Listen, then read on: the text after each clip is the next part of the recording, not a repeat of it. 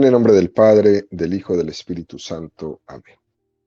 Ven, Espíritu Santo, y llena los corazones de tus fieles y enciende en ellos el fuego de tu amor. Envía tu Espíritu Creador y se renovará la faz de la tierra. Estamos estudiando el Catecismo de la Iglesia Católica, su segunda parte, la celebración del misterio cristiano. Segunda sección, los 7 sacramentos de la Iglesia. Capítulo primero, los sacramentos de la iniciación cristiana. Artículo primero, el sacramento del bautismo.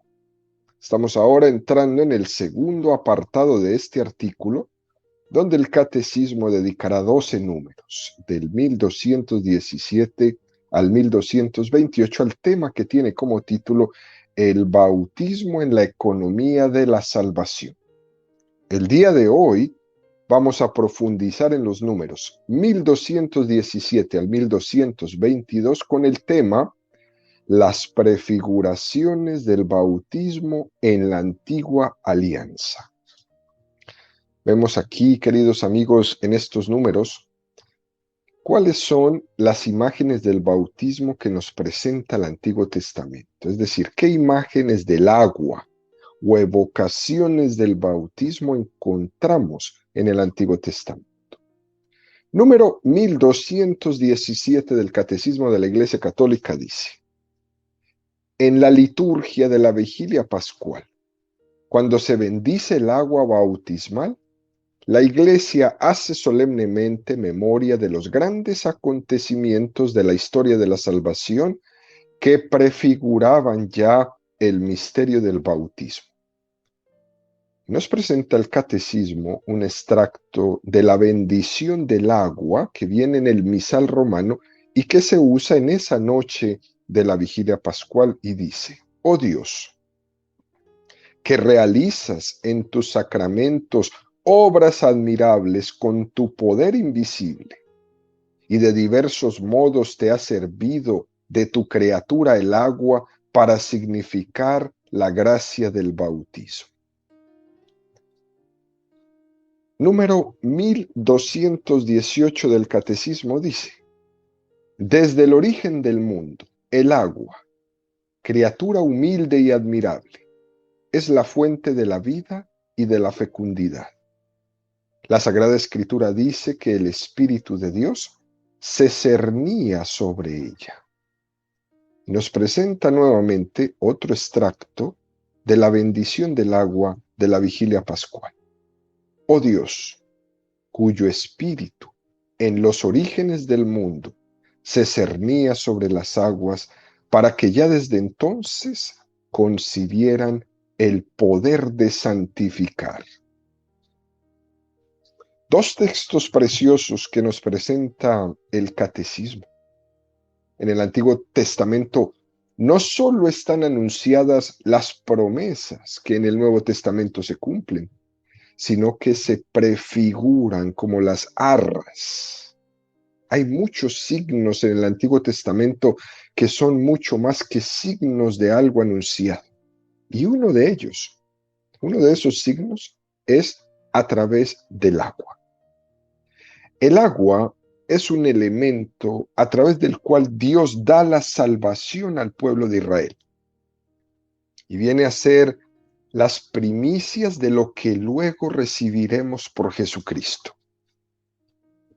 Fijémonos cómo el número 1218 dice: el agua, criatura humilde y admirable. Es una cosa preciosa. Con esto que nos dice el Catecismo, recordamos el canto de San Francisco de Asís en su himno a las criaturas. Omnipotente y altísimo, bondadoso Señor, tuyas son la alabanza, la gloria y el honor. Tan solo tú eres digno de toda bendición, y nunca es digno el hombre de hacer de ti mención. Loado seas, mi Señor.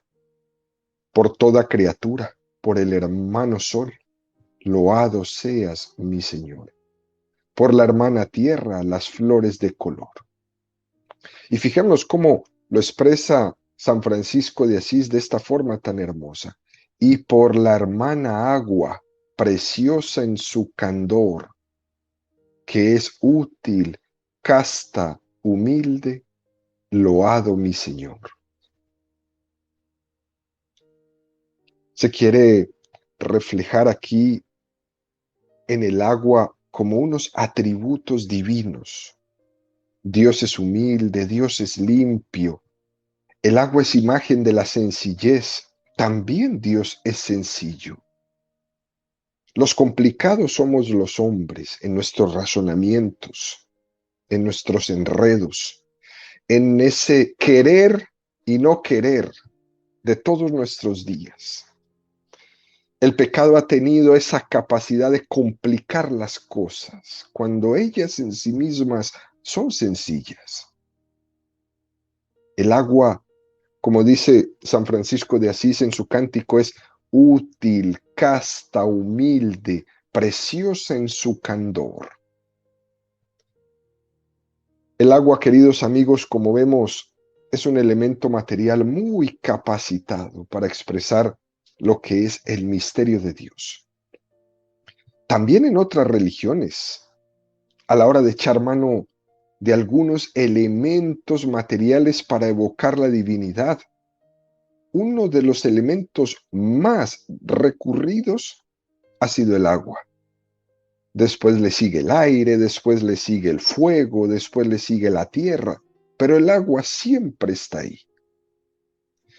El catecismo da un paso más y nos presenta el texto de Génesis 1:2, cuando dice: la tierra era caos y confusión y oscuridad por encima del abismo, y un viento de Dios aleteaba por encima de las aguas.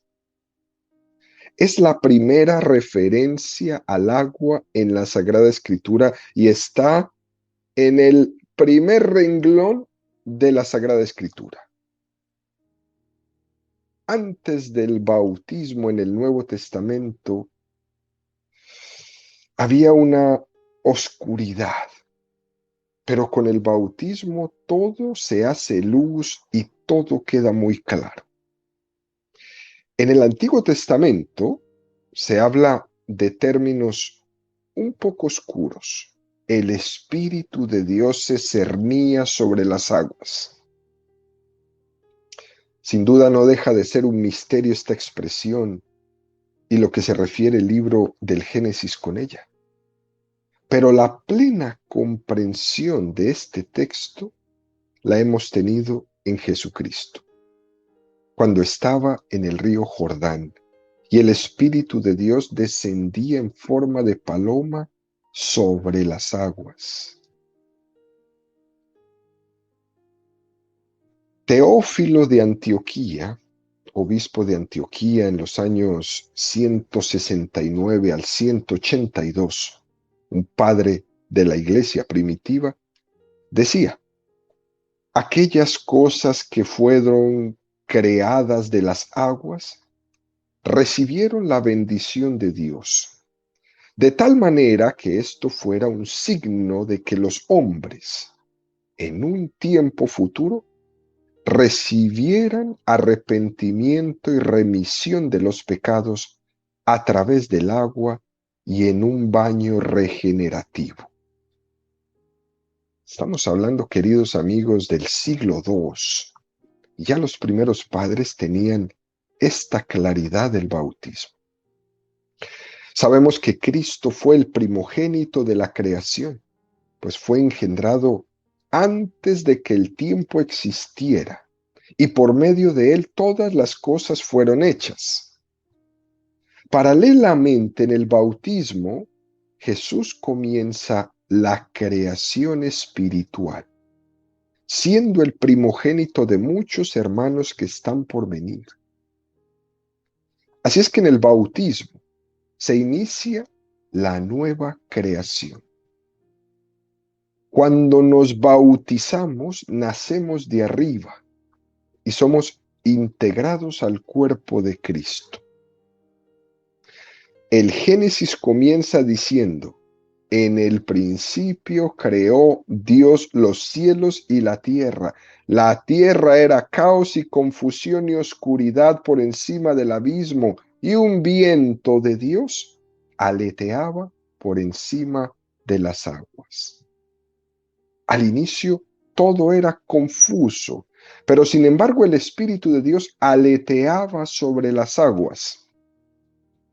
Todavía no se había manifestado la historia de la salvación, pero sin embargo ya el Espíritu de Dios aleteaba sobre las aguas.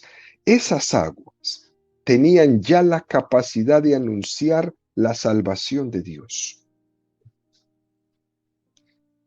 San Ambrosio, otro padre de la iglesia, en el año 339 al 393, en uno de sus tratados sobre los misterios dice: ¿qué has visto en el baptisterio? Ciertamente agua, pero no solamente agua. También has visto a los diáconos y al obispo haciendo preguntas e invocando. ¿Crees entonces que la presencia de Dios está allí?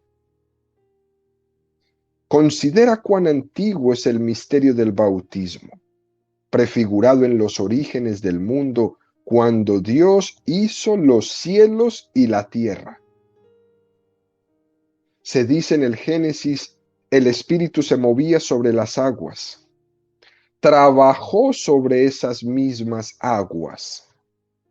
El agua es aquello en lo que la carne es sumergida para que todo pecado carnal sea lavado en ella. Un extracto muy precioso de este tratado de San Ambrosio. De la misma forma que un cantero tiene el martillo como instrumento, o de la misma forma que el alfarero tiene el barro como instrumento, también Dios se ha servido del agua como instrumento para santificar. Y dicho esto, el Catecismo nos presenta el número 1219, que ahonda aún más. La Iglesia ha visto en el arca de Noé una prefiguración de la salvación por el bautismo. En efecto, por medio de ella, unos pocos, es decir, 8 personas, fueron salvados a través del agua. Y nos presenta el Catecismo otro texto de la bendición del agua de la vigilia pascual. Oh Dios, que incluso en las aguas torrenciales del diluvio prefiguraste el nacimiento de la nueva humanidad, de modo que una misma agua pusiera fin al pecado y diera origen a la santidad. Número 1220 dice: si el agua de manantial simboliza la vida, el agua del mar es un símbolo de la muerte, por lo cual pudo ser símbolo del misterio de la cruz. Por este simbolismo, el bautismo significa la comunión con la muerte de Cristo. Dos textos muy, pero muy interesantes. El agua, según cómo se manifieste, es símbolo de vida o de muerte. El agua de un manantial es símbolo de vida. Donde no hay agua, no hay vida. Pero cuando las aguas son torrenciales, el mar enfurecido, un tsunami, una tormenta, es símbolo de muerte. Y estas dos imágenes son asumidas en la Sagrada Escritura para describir qué es el bautismo. En la imagen del diluvio en el arca de Noé, prevalece sin duda alguna la imagen de la muerte y la destrucción en el agua. Todo quedó hundido en el agua. Pero en medio de este signo de muerte, también hay una imagen de vida. Por este simbolismo, el bautismo significa la comunión con la muerte de Cristo. En este misterio de la cruz, donde se une la muerte y la vida, en la cruz de Cristo se unen las dos cosas. Fíjense, queridos amigos, en la cruz, en la que se cruzan el madero vertical con el madero horizontal, se prefigura como la muerte y la vida que se cruzan. Y no podemos pasar a la vida plena sin pasar por la muerte. En el diluvio no se llegó nuevamente a bajar del arca hasta que el agua no había bajado. Esa arca que flotaba sobre el agua en el diluvio es una imagen de la cruz de Cristo que flota encima del agua de la muerte. El hombre es como un náufrago que está en el mar y se agarra de un madero para no morir, para no hundirse. Y ese madero en nuestro mar es la cruz de Cristo.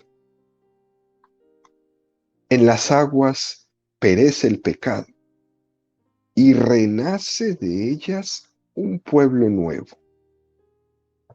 Todo esto, queridos amigos, lo que hace es evocarnos el bautismo. El bautismo es, por tanto, un sacramento de muerte para la vida,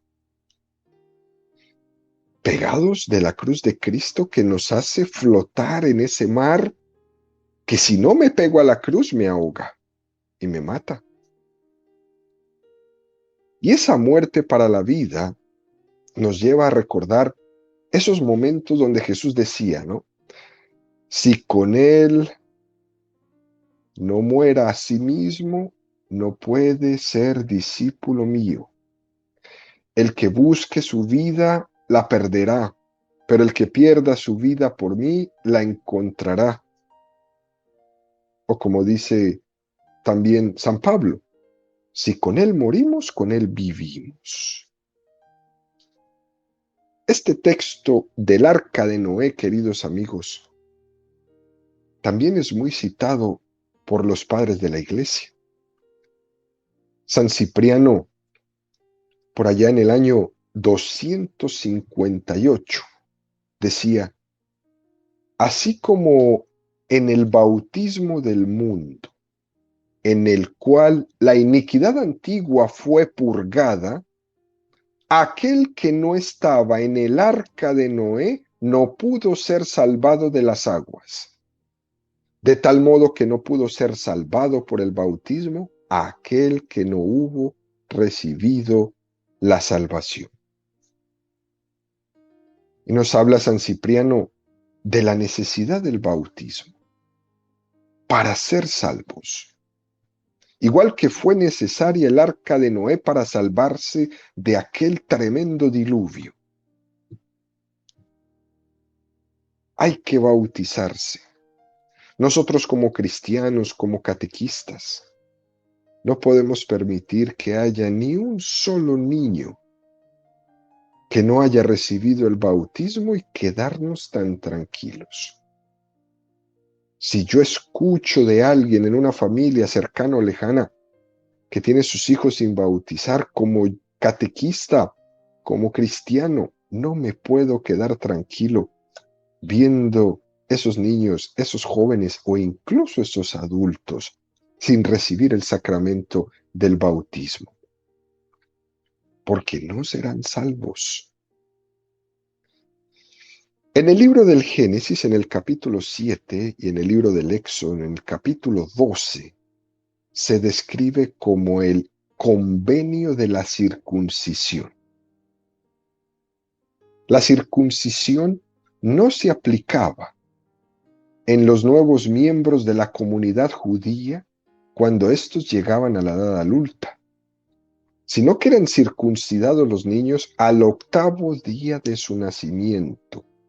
y así eran recibidos en la comunidad de Israel.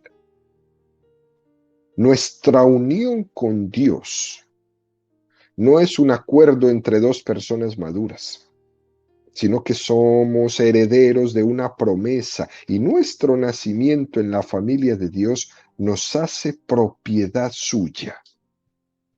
El bautismo me hace propiedad de Dios.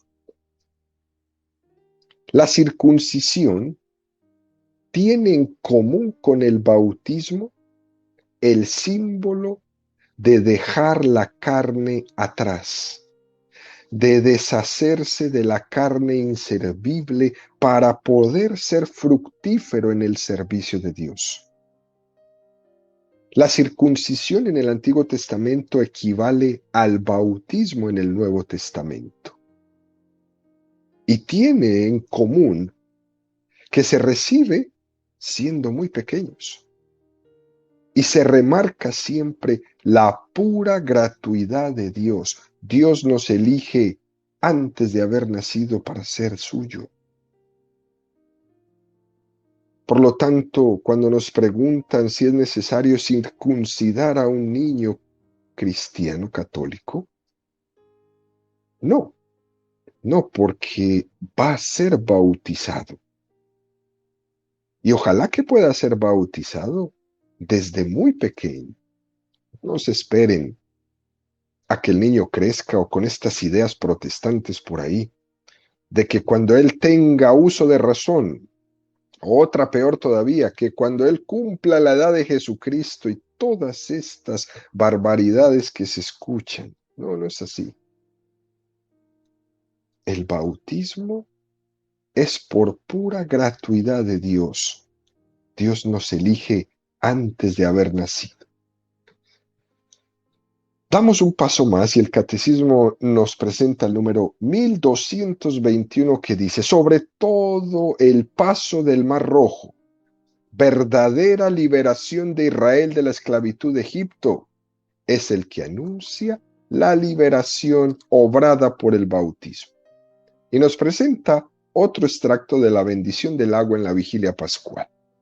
Oh Dios, que hiciste pasar a pie enjuto por el Mar Rojo a los hijos de Abraham, para que el pueblo liberado de la esclavitud del faraón fuera imagen de la familia de los bautizados. De hecho, esto se narra en una de las lecturas de la vigilia pascual que en alguna catequesis hicimos. Y lo que impresiona es que Dios le permitiera pasar al pueblo de Israel a pie enjuto en vez de que las aguas fueran un lugar de destrucción. Hemos escuchado muchas veces esta palabra enjuto, ¿no? ¿Qué significa enjuto? Significa que esta tierra estaba seca. Y uno se pregunta, pero espérame, ¿cómo puede estar la tierra que ha tenido el mar por encima seca? Ese es el misterio de Dios. Ellos pasaron con pie firme, porque la tierra estaba seca. Estas mismas aguas de ese mar, donde el pueblo pasó con la tierra seca, se tragaron el ejército de Egipto. Ese ejército de Egipto es la imagen de la soberbia del hombre, del pecado, del orgullo, de todo aquello que se revela frente a Dios, de todo eso que pretende tener esclavizado al hombre y quiere quitarle al hombre su condición divina y tenerle esclavo. Es la imagen del pecado que queda tragado por las aguas. Al otro lado de esas mismas aguas sale un pueblo nuevo que es liberado, que es libre por esas aguas. Qué imagen tan preciosa esta del bautismo. Soberbia, orgullo, querer ser como Dios, rebelión, esclavitud, todo queda tragado por el agua. pero del otro lado, el hombre nuevo. Con esa misma agua que se tragó el pecado, renace el hombre nuevo. Imagen preciosa del bautismo. Es una ruptura de esclavitudes. Tus cadenas han sido rotas, eres libre. ¿Sí? Son las mismas palabras que Jesús le dice a muchos de los que sanaba. Vete y no peques más. Esto es precioso. También tenemos otras imágenes que evocan el bautismo de una manera muy interesante. Segunda de Reyes 9:16. Llegó Naamán con sus caballos y su carro y se devotó a la entrada de la casa de Eliseo. Eliseo envió un mensajero a decirle: vete y lávate 7 veces en el Jordán y tu carne se te volverá limpia. Se irritó Naamán y se marchaba diciendo: yo que había dicho, seguramente saldrá, se detendrá, invocará el nombre de Yahvé su Dios, frotará con su mano mi parte enferma y sanaré de la lepra. ¿Acaso el Habaná y el Farfar, ríos de Damasco, no son mejores que todas las aguas de Israel? ¿No podría bañarme en ellos para quedar limpio? Y dando la vuelta, partió encolerizado. Se acercaron sus servidores, le hablaron y le dijeron: Padre mío, si el profeta te hubiera mandado una cosa difícil, ¿es que no la hubieras hecho? ¿Cuánto más habiéndote dicho, lávate y quedarás limpio? Bajó pues y se sumergió 7 veces en el Jordán, según la palabra del hombre de Dios, y su carne se tornó como la carne de un niño pequeño y quedó limpio. Se volvió el hombre, se volvió al hombre de Dios, él y todo su campamento. Llegó, se detuvo ante él y dijo: ahora conozco bien que no hay en toda la tierra otro Dios que el Dios de Israel. Así pues, recibe un presente de tu siervo. Pero él dijo: vive Yahvé a quien sirvo, que no lo aceptaré. Le insistió para que lo recibiera, pero no quiso. Es el acto de humildad, de creer que esas aguas podrían curarle.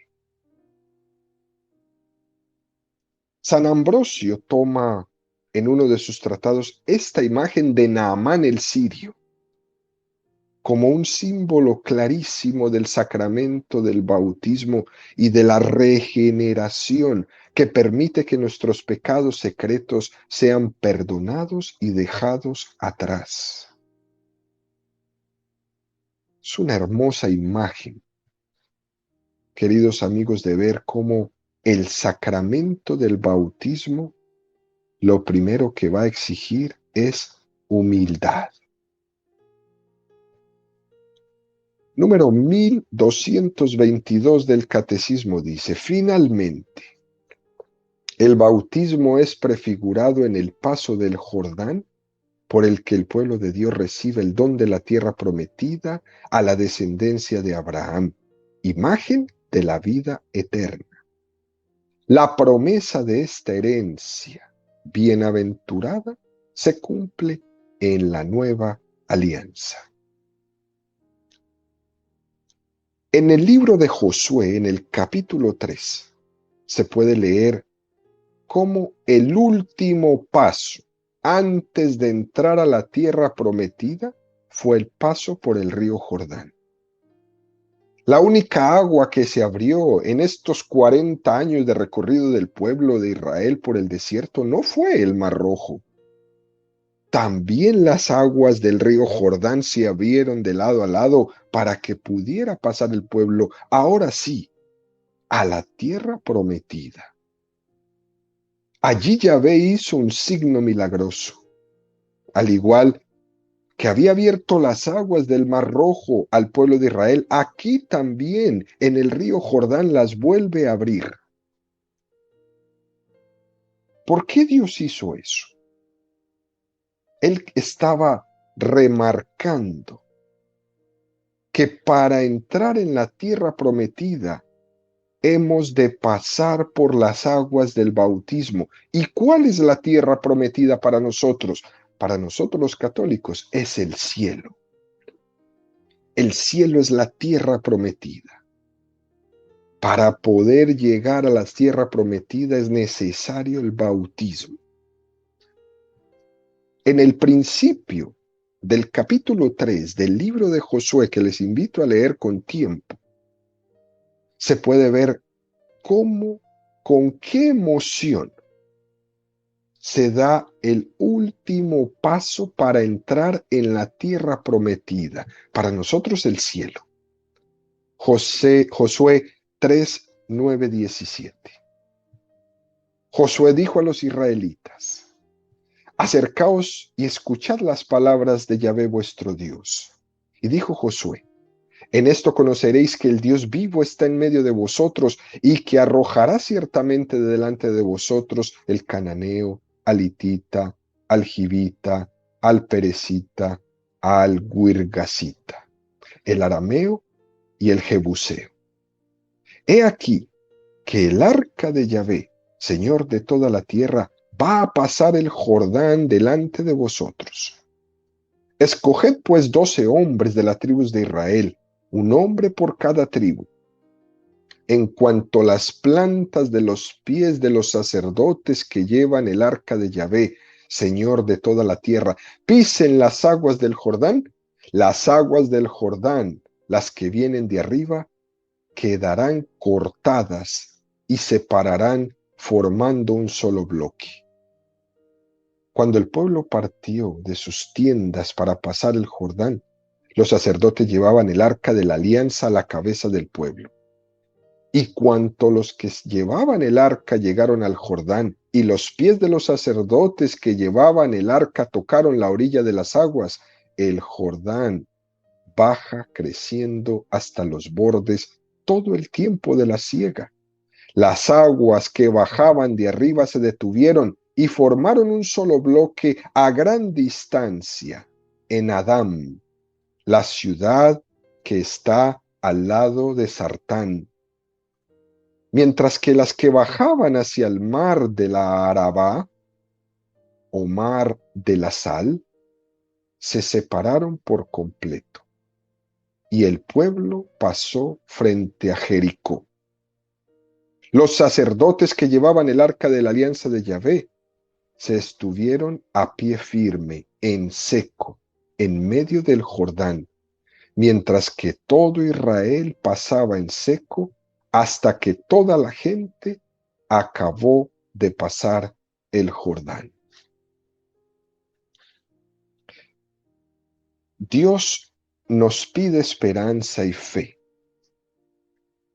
para que en el bautismo esa capacidad de regeneración Dios tenga todo su efecto en nosotros.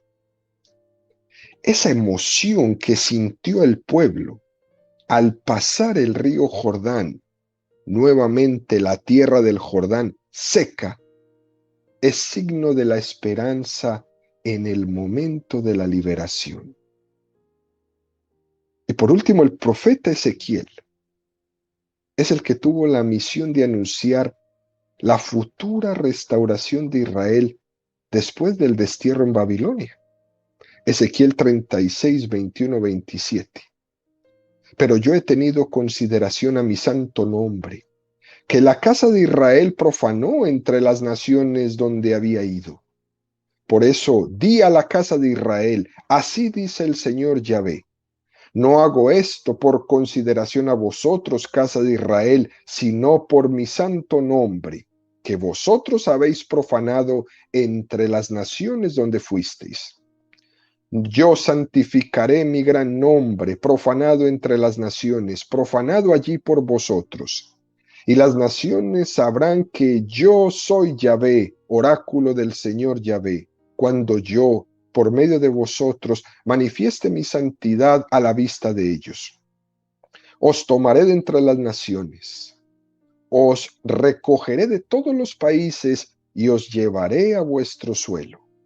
Os rociaré con agua pura y quedaréis purificados de todas vuestras impurezas y de todas vuestras basuras os purificaré. Y os daré un corazón nuevo. Infundiré en vosotros un espíritu nuevo. Quitaré de vuestra carne el corazón de piedra y os daré un corazón de carne. Infundiré mi espíritu en vosotros y haré que os conduzcáis según mis preceptos y observéis y practiquéis mis normas. Habitaréis la tierra que yo di a vuestros padres. Vosotros seréis mi pueblo y yo seré vuestro Dios. Os salvaré de todas vuestras impurezas. Llamaré al trigo y lo multiplicaré y no os someteré más al hambre. Esto está dicho 600 años antes de Jesucristo. Este rociar en agua para purificarnos está evocando el agua de Cristo que brota de su costado, con la cual somos rociados. En este texto de Ezequiel, queridos amigos, se une la imagen del Espíritu con ese. Junto con esa agua viene el Espíritu. Parece como si el Espíritu de Dios quedara fundido en las aguas, como si el agua fuera un lugar especial de la presencia del Espíritu. Y sí, lo es. Son las aguas del bautismo.